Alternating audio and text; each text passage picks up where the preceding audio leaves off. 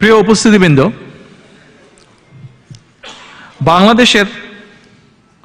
পক্ষের শক্তি, গণতন্ত্রের পক্ষের শক্তি, মানুষের বাক স্বাধীনতার পক্ষের শক্তির মানুষগুলোর জন্য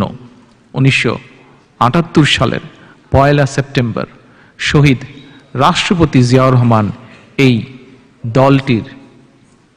গঠন করেছিলেন। একই সাথে এই মুহূর্তে আমি আজ আমাদের দলের প্রতিষ্ঠাতা শহীদ রাষ্ট্রপতি জিয়াউর রহমান, যার সাহসী ভূমিকার কারণে আমরা শুধু বিএনপি নয়, এই বাংলাদেশ নামক প্রিয় মাতৃভূমিটি পেয়েছিলাম, যার সঠিক নেতৃত্বের কারণে বাংলাদেশের মানুষ স্বাদ পেয়েছিল সার্বভৌমত্বের, যার সাহসী সঠিক নেতৃত্বের কারণে বাংলাদেশের মানুষ স্বাদ পেয়েছিল প্রকৃত গণতন্ত্রের।